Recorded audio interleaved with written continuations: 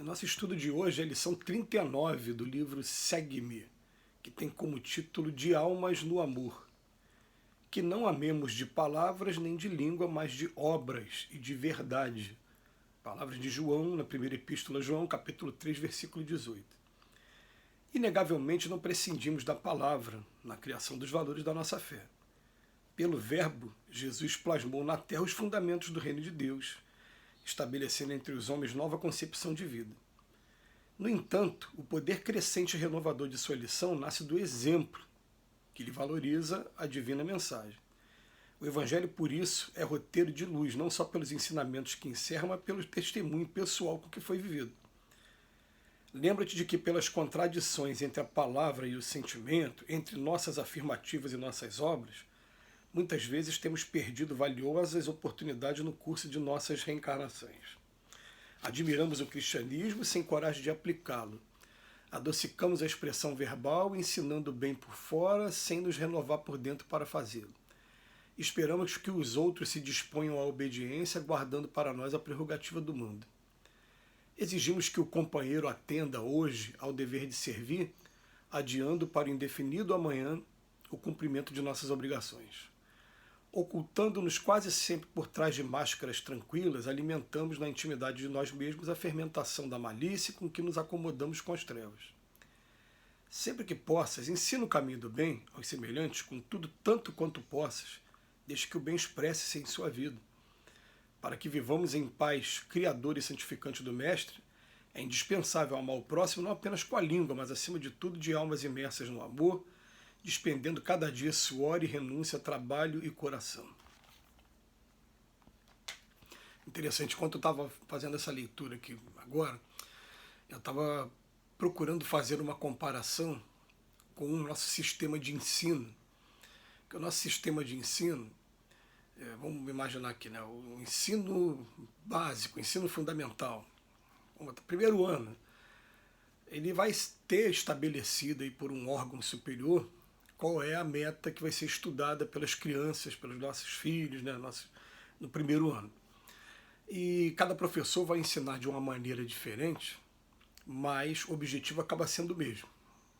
Olha só que comparação legal, porque cada religião vai ter o seu fundamento com o mesmo objetivo também, né?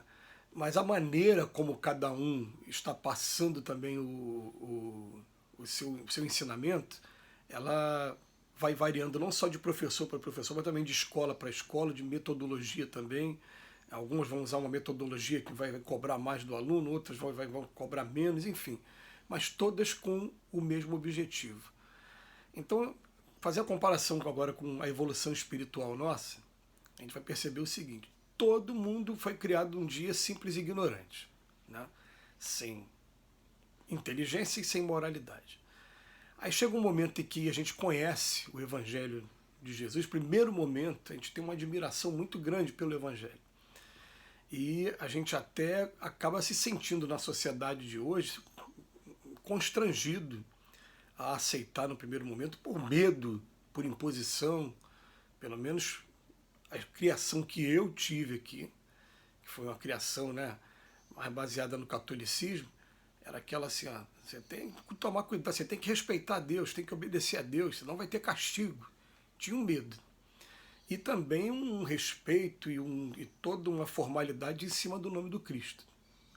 Então, tirando algumas exceções, a grande maioria das pessoas aprende a ter respeito pelo nome de Cristo, pela figura do Pai, por medo, pela formação que a gente teve, pela educação que a gente teve. Por isso, até que a gente vê hoje uma grande quebra, muitas pessoas exercitando a liberdade de expressão. A primeira coisa que elas falam por aí é quebrando esses paradigmas todos.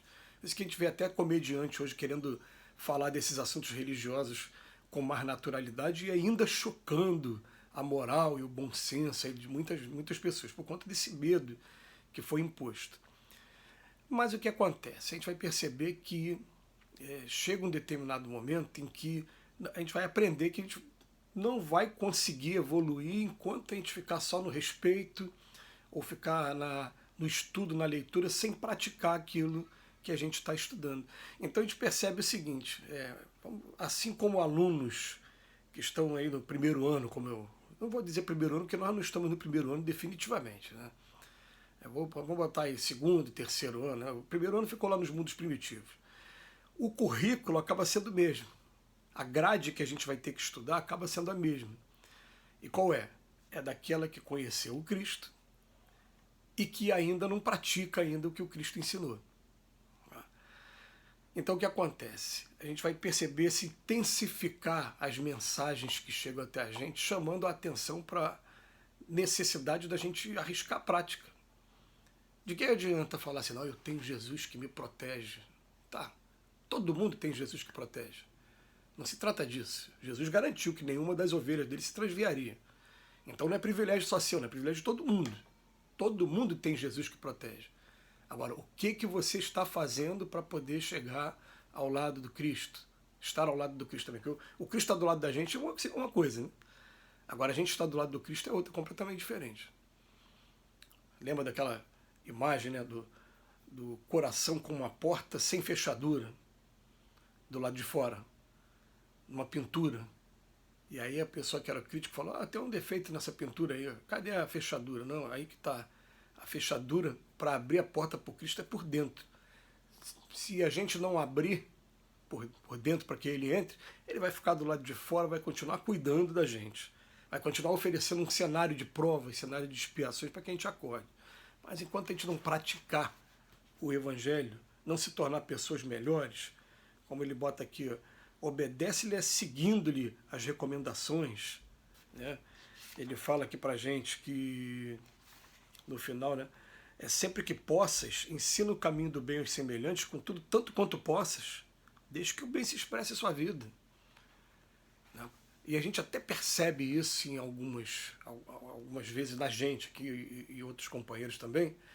A gente tem decoradinho hoje o Evangelho na mente.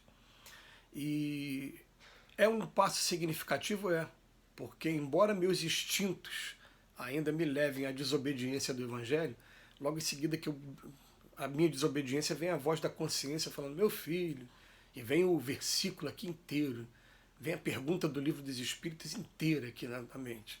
E aí começa a doer pra gente, né? A gente ficar o tempo todo falando uma coisa e fazendo outra. Chega uma hora que a gente começa a cobrar da gente, fala, pô, eu tenho que tomar vergonha e parar de tomar esse caminho o tempo todo, eu tenho que melhorar. Não é possível que eu venha para cá e continue a mesma pessoa que eu era antes. Eu tenho que modificar em alguma coisa. E a gente vai perceber que cada vez que a gente se aproxima do Cristo, deixa o Cristo entrar em nosso coração, o que acontece? A gente quebra fronteiras de preconceito, a gente começa a ter mais paciência com a vida, a gente começa a ser pessoas que despertam até para o lado de que tem muita gente sofrendo. Eu gosto muito dos comediantes aqui do Brasil. E fico vendo assim, os comediantes, eles têm a liberdade de expressão, mas eles têm um papel importantíssimo, né, que é proporcionar humor a um povo que ainda está sofrendo muito, com muitas desigualdades, com muito problema de crise, com muito problema no sistema de saúde. É um trabalho muito bonito, a pessoa que veste essa função, sabendo o que está fazendo, não está abraçando só por conta de fins profissionais. A gente sabe que todo mundo precisa de dinheiro para sobreviver, tudo bem, mas acima do dinheiro, falo, não, eu estou levando um pouquinho de bom bem-estar para as pessoas, né, fazendo homenagem aos meus amigos que são comediantes e aos comediantes do Brasil, que são muitos aí que eu tenho, são excelentes comediantes, né, humoristas, piadistas, enfim. Então, a gente vai entendendo que isso tudo faz parte de um processo normal. Vai ter um dia que a gente vai olhar de fora e vai falar assim, pô, eu saí lá do meu exemplo aqui do terceiro ano, por exemplo, fui para o quarto. Mas o aluno que está no terceiro ano, ele vai receber várias lições falando, olha, não é só amar o Cristo e respeitar, não. É praticar também, praticar. Daqui a pouco a gente vai estar num degrau lá em cima, agora já está praticando alguma coisa, agora vamos começar a finalizar esse trabalho, a refinar esse trabalho. Vamos ver aonde que está faltando ainda. E vai assim até a gente chegar à perfeição. Mas a etapa que a gente vive, a gente compreende por que o Emmanuel, principalmente, não só nesse livro, mas em todos os livros que a gente estudou aqui, o tempo todo ele está chamando a atenção para que a gente utilize a palavra para fazer diferença no nosso exemplo. Que Jesus nos abençoe hoje e sempre.